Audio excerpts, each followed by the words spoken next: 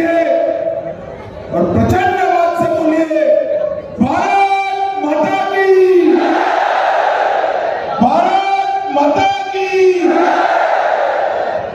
मंच पर उपस्थित मुख्यमंत्री और भारतीय जनता पार्टी के केंद्रीय कमेटी के सदस्य श्रीमान देवेंद्र फडणवीस जी, मेरे मित्र और राज्यसभा के सांसद, यही के धरती पुत्र भाई प्रफुल्ल पटेल जी, भाजपा के प्रभारी डॉक्टर दिनेश शर्मा जी, और आज जिनका जन्मदिन भी है और जिनको जिताने के लिए मैं यहाँ आया हूँ, ऐसे हमारे मेरे साथ बोलिए भारत माता की। क्यों भाई, क्या हो गया है भंडारा गोंडिया वालों की आवाज को? मोदी जी को तीसरी बार प्रधानमंत्री बनाना है या नहीं बनाना है? 400 पार करनी है या नहीं करनी है? तो ऐसी आवाज नहीं चलेगी। दोनों हाथ उठाइए, उठाइए दोनों हाथ, विजय के संकल्प की मुट्ठी बींचिए और प्रचंड आवाज से बोलिए भारत माता की, भारत माता की। मंच पर उपस्थित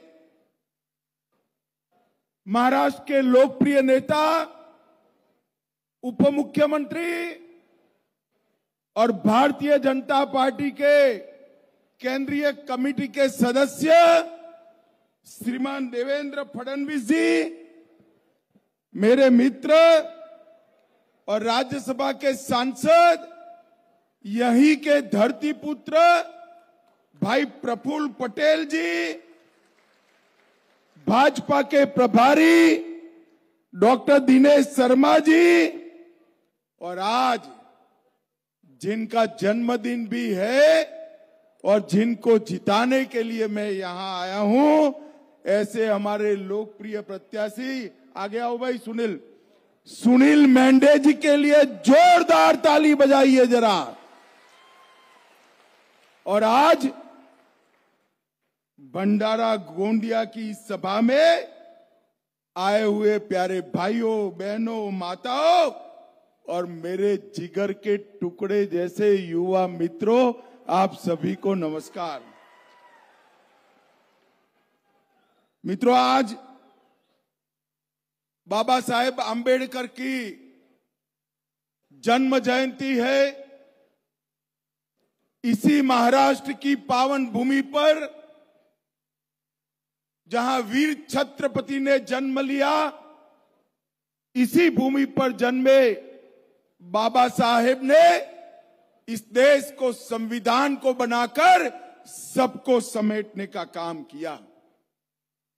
बाबा साहेब ने ही इस देश को पूरी संसार में सबसे ज्यादा समावेशी, न्यायप्रिय और सबके साथ समान व्यवहार करने वाला संविधान देने का काम बाबा साहेब आंबेडकर ने किया। मैं वो बाबा साहेब आंबेडकर के चरणों में प्रणाम कर मेरी बात की शुरुआत करना चाहता हूं। मैं आज यहां आया हूं, भंडारा आया हूं, और बाबा साहब का जन्मदिन है, बोले बगैर रह नहीं सकता। एक कांग्रेस पार्टी आज बाबा साहब का नाम लेकर वोट मांगने के लिए घर घर घूमती है।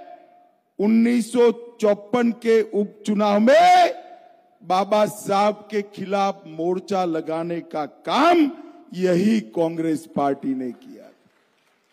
चाहे 1952 हो, चाहे 54 हो, एड़ी चोटी का जोर लगाकर बाबा साहब को हराने का काम किया। मतदाताओं को उस जमाने में 1 रुपया और नमक की पुड़िया देकर गलत तरीकों से बाबा साहब को हराने का काम यही कांग्रेस ने किया।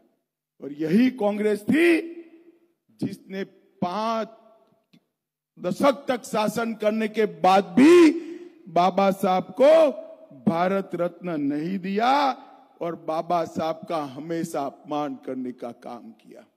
भारतीय जनता पार्टी ने बाबा साहब से जुड़े हुए पांचों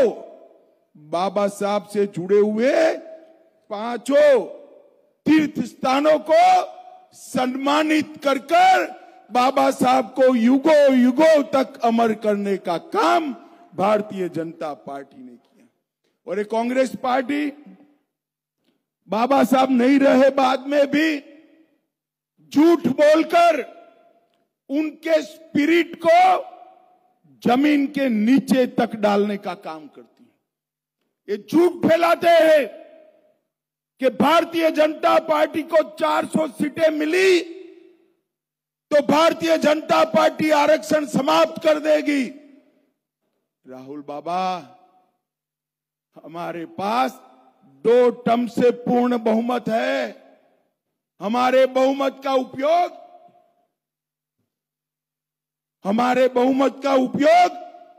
हमने कभी भी आरक्षण को हटाने के लिए नहीं किया। हमने बहुमत का उपयोग धारा 370 को हटाने के लिए जरूर किया। हमने बहुमत का उपयोग ट्रिपल तलाक को समाप्त करने के लिए जरूर किया। राहुल बाबा, लोगों को गलतफहमी मत फैलाओ। आज मैं भंडारा गोंदिया वालों को कहकर जाता हूं, जब तक भारतीय जनता पार्टी राजनीति में है, ना हम आरक्षण को हटाएंगे ना हटाने देंगे। ये भारतीय जनता पार्टी के नेता नरेंद्र मोदी की गारंटी है। भाई और बहनों, ये चुनाव है, उसमें आप मेंढे जी के सामने जो कमल का निशान है उस पर बटन दबाएंगे तो वोट तो आप मेंढे जी को देंगे, मगर मोदी जी तीसरी बार प्रधानमंत्री बन जाएंगे।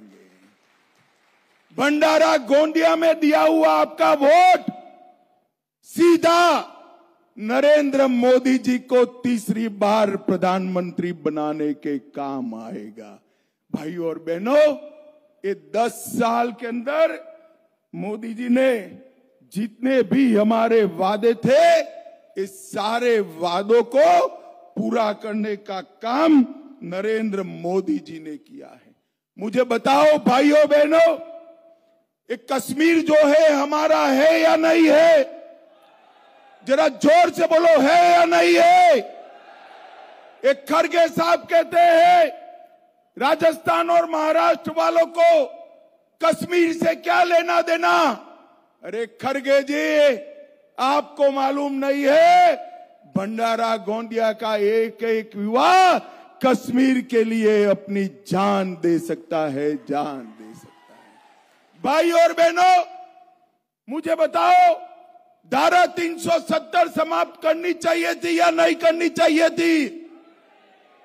कश्मीर में तिरंगा फहरना चाहिए या नहीं फहरना चाहिए? 70 साल से एक कांग्रेस पार्टी धारा 370 को अनौरस बच्चे की तरह गोदी में खिलाती थी। आपने मोदी जी को दूसरी बार पूर्ण बहुमत दिया। 5 अगस्त 2019 को मोदी जी ने धारा 370 को समाप्त कर दिया। भाई और बहनों, 17 तारीख को रामनवमी है। मुझे बताओ, मुझे आप सभी लोग बताओ, अयोध्या में राम मंदिर बनना चाहिए था या नहीं बनना चाहिए था? जरा जोर से बोलो, बनना चाहिए था या नहीं बनना चाहिए था? सालों तक ये कांग्रेस पार्टी राम मंदिर के मुद्दे को अटकाती रही, लटकाती रही, भटकाती रही, नहीं बनने दिया। मोदी जी ने 5 साल में ही कोर्ट का फैसला भी लाया, भूमि पूजन भी किया और 22 जनवरी को प्राण प्रतिष्ठा भी कर दी। और इस 17 तारीख को 500 साल के बाद रामलल्ला अपना बर्थडे अपने भव्य मंदिर में भी बताएंगे। भाइयों, मोदी जी ने न केवल राम मंदिर बनाया, बाबा विश्वनाथ का कॉरिडोर बनाया, काशी विश्वनाथ का पुनरुद्धार किया, बद्रीनाथ केदारनाथ का नूतन नगरी बनाया, सोमनाथ का मंदिर सोने का बन रहा है और गुजरात में पावागढ़ पर शक्तिपीठ को 400 साल के बाद पुनर्स्थापित करने का काम नरेंद्र मोदी जी ने किया। भाई और बहनों, मोदी जी ने हमारे सभी सांस्कृतिक मानबिंदुओं को पुनर्जीवित करने का काम नरेंद्र मोदी जी ने किया है। नरेंद्र मोदी जी ने देश को सुरक्षित किया है, देश को समृद्ध किया है। 10 साल तक कांग्रेस की सरकार थी, सोनिया मनमोहन की सरकार थी। आए दिन पाकिस्तान से आलिया, मालिया, जमालिया आते थे, बम धमाके करते थे और चले जाते थे, कोई पूछने वाला नहीं था। मोदी जी आए, पुलवामा और उरी में हमला किया, मगर ये पाकिस्तानी आतंकवादी भूल गए एक कांग्रेस की सरकार नहीं है, भाजपा सरकार है और प्रधानमंत्री नरेंद्र मोदी है। भाई और बहनों, 10 ही दिन में सर्जिकल स्ट्राइक और एयर स्ट्राइक कर पाकिस्तान के घर में घुसकर आतंकवादियों का सफाया करने का काम नरेंद्र मोदी की। हमारे विदर्भ को यहां पर भी नक्सलवाद छू गया था। आज 10 साल के अंदर महाराष्ट्र, ओडिशा, हैदराबाद, तेलंगाना, बिहार, झारखंड, इतने राज्यों से नक्सलवाद को समाप्त करने का काम नरेंद्र मोदी जी ने किया है। और मैं आपको कहने आया हूं भाइयों बहनों, एक मोदी गारंटी है। मोदी जी को तीसरी बार प्रधानमंत्री बना दो, 3 साल में छत्तीसगढ़ से भी नक्सलवाद को समाप्त करने का काम ये भारतीय जनता पार्टी की सरकार करेगी। अभी अभी राहुल बाबा घोषणा पत्र घोषित कर कहते थे हम गरीबों को गरीबी से बाहर निकालेंगे। अब ये राहुल बाबा का कैसे भरोसा करो भाई, वो तो कभी पढ़ते हैं नहीं, पुरानी बातों की जानकारी लेते हैं नहीं, उनको मालूम नहीं है इस बार के संकल्प पत्र में आपने जो वादा किया है वो आपकी दादी कर गई है। इंदिरा जी ने कहा था हम गरीबी हटाएंगे, इंदिरा जी गई, राजीव जी गए, सोनिया जी भी गई और राहुल बाबा आए, अब तक गरीबी नहीं हटी। मगर नरेंद्र मोदी जी ने 10 साल में गरीबों के लिए ढेर सारे काम किए हैं। देश के 25 करोड़ लोगों को गरीबी रेखा के बाहर निकालने का काम हमारे माननीय पंतप्रधान नरेंद्र मोदी जी ने किया है। 80 करोड़ लोगों को मुफ्त राशन, प्रति माह प्रति व्यक्ति 5 किलो राशन देने का काम नरेंद्र मोदी जी ने किया है। और तीसरी बार प्रधानमंत्री बना दो, अगले 5 साल तक और राशन मिलने वाला है, आज मोदी जी ने घोषणा कर दी है। 12 करोड़ से ज्यादा घरों में शौचालय 70 साल के बाद बनाने का काम नरेंद्र मोदी जी ने किया है। 4 करोड़ लोगों को, गरीबों को घर देने का काम नरेंद्र मोदी जी ने किया है।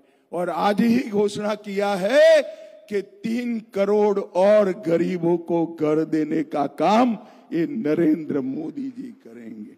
10 करोड़ से ज्यादा लोगों को उज्ज्वला का गैस का सिलेंडर दिया है। और अब माताओं बहनों, खुशियां मनाना, नल से जल आता है, इसी तरह पाइप से गैस आपके घर में पहुंचाने का काम अगले 5 साल में होने वाला है। और 14 करोड़ गरीबों को नल से जल देने का काम नरेंद्र मोदी जी ने किया। भाई और बहनों, राहुल बाबा किसानों की बात करते हैं। मैं आज उनको पूछने आया हूं, 2013-14 में किसान कल्याण कृषि विभाग का बजट कितना था? सिर्फ 22,000 करोड़। राहुल गांधी जवाब दे इस बात का। आपने सिर्फ 22,000 करोड़ का बजट रखा था। 2022-23 में नरेंद्र मोदी जी ने इसको 1,25,000 करोड़ तक पहुंचाने का काम नरेंद्र मोदी जी ने किया। भाई और बहनों, अभी अभी देवेंद्र जी ने धान पर बोनस दिया है, मगर मैं धान का आंकड़ा भी बताने आया हूं। ये भंडारा गोंदिया धान का क्षेत्र है। 76 लाख लाभार्थियों को सिर्फ देश भर में धान खरीदते थे। अब 1,22,00,000 किसानों का धान खरीदने का काम ये भारतीय जनता पार्टी की सरकार करती। और धान का 475 लाख मैट्रिक टन खरीदी होता था, उसको 2 गुना कर 830 लाख मैट्रिक टन तक पहुंचाने का काम ये भारतीय जनता पार्टी की सरकार ने किया है। और भाइयों और बहनों, हमने इस देश के इस महत्वपूर्ण हिस्से के लिए समृद्धि मार्ग जो पहले नागपुर तक था, उसको गोंदिया तक एक्सटेंड करने का काम ये भारतीय जनता पार्टी ने किया है। दोनों जिलों में पक्की सड़क बनाने का काम किया। 1 लाख घर इस क्षेत्र के अंदर बनाए। 7 लाख आयुष्मान भारत के कार्ड निकाले। 100 बिस्तरों की क्षमता वाला नया अस्पताल बनाया। 2,10,000 माताओं को उज्ज्वला का गैस का कनेक्शन दिया और 2,40,000 लोगों को घर में नल से जल पहुंचाने का काम नरेंद्र मोदी जी ने किया है। और आज यहां पर मैं आया हूं तब शरद पवार जी को भी पूछना चाहता हूं, सोनिया मनमोहन की सरकार का आप हिस्सा थे। आपने महाराष्ट्र को 10 साल में क्या दिया था? गोंदिया वालों, मेरी बात ध्यान से सुनना। 10 साल में कांग्रेस सरकार ने महाराष्ट्र को 1,91,000 करोड़ दिया था। इसके सामने 10 साल में नरेंद्र मोदी जी ने 7,15,000 करोड़ रुपया देने का काम नरेंद्र मोदी जी ने किया। और 2,90,000 करोड़ सड़क, रेलवे और बुलेट ट्रेन और एयरपोर्ट के लिए देने का काम नरेंद्र मोदी जी ने किया है। अभी अभी मैं उद्धव ठाकरे को देख रहा हूं, वो कह रहे हैं मेरी पार्टी तोड़ डाली भाजपा वालों ने। शरद पवार जी भी कहते हैं मेरी पार्टी तोड़ डाली। मैं आज स्पष्टता करने आया हूं महाराष्ट्र की जनता के सामने, हमने ना शिवसेना तोड़ी है ना एनसीपी तोड़ी। उद्धव के पुत्र मोह ने शिवसेना तोड़ी और पवार साहब के पुत्री मोह ने एनसीपी तोड़ी। और आज देखिए साहब, यहां के ही नेता महाराष्ट्र कांग्रेस के अध्यक्ष बने। कांग्रेस का क्या हाल हुआ? आधी शिवसेना और आधी एनसीपी ने पूरी कांग्रेस को आधी करने का काम कर दिया। अब मुझे बताओ भंडारा वालों, ये 3 आधी पार्टियां महाराष्ट्र का भला कर सकती है क्या? जरा जोर से बोलो, कर सकती है? महाराष्ट्र का भला केवल और केवल भाजपा, शिवसेना और एनसीपी के साथ नरेंद्र मोदी जी कर सकते हैं और कोई नहीं कर सकता। भाइयों और बहनों, ये देश का चुनाव है। मोदी जी ने समग्र विश्व के अंदर देश को आगे बढ़ाने का काम किया है। अभी अभी G20 की मीटिंग हुई, दुनिया भर के राष्ट्राध्यक्ष महात्मा गांधी की समाधि के सामने नतमस्तक हुए और इतने खराब माहौल में भी दिल्ली डिक्लेरेशन कराकर हमारे कूटनीतिक विजय को नरेंद्र मोदी जी ने दुनिया में इसका परचम फैलाने का काम किया है। भाइयों और बहनों, नरेंद्र मोदी जी ने कहा है ये 10 साल मोदी जी का कांग्रेस ने बनाया हुआ गड्ढा भरने में गया है।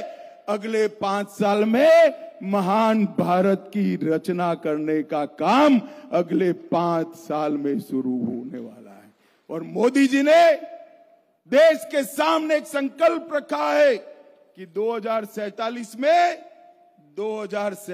में हम महान भारत की रचना करेंगे। भाई और बहनों, हमने अभी अभी घोषणा पत्र घोषित किया है। हमारे संकल्प पत्र में कहा है कि अब पूरे देश में भाजपा सरकार आने के बाद, मोदी जी के प्रधानमंत्री बनने के बाद पूरे देश में समान नागरिक संहिता यूसीसी को लागू किया जाएगा। हमने कहा है पूरे देश में विधानसभा और लोकसभा के इलेक्शन एक साथ किए जाएंगे, बार बार इलेक्शन नहीं किया जाएगा। हर बुजुर्ग जो 70 साल से ज्यादा आयु का है उसका 5 लाख तक का सारा इलाज का खर्चा irrespective of income Narendra Modi सरकार उठाएगी। नए 3 करोड़ गरीबों के घर बनाएंगे। झुग्गी झोपड़ी को रहने वालों को प्रायोरिटी देंगे। पाइप से गैस हर घर पहुंचाने का कार्यक्रम शुरू होगा और पीएम सूर्यघर से गरीब के घर की बिजली का बिल 0 करने का काम ये भारतीय जनता पार्टी की सरकार करेगी। मोदी जी ने 1 करोड़ लखपति दीदी बनाया है और हमने लक्ष्य रखा है तीसरी बार प्रधानमंत्री बनाइए 3 करोड़ लखपति दीदी बनाने का काम ये भारतीय जनता पार्टी की सरकार करेगी। पेपर लीक के लिए कठोर कानून लाकर पारदर्शी नौकरी की व्यवस्था करेंगे।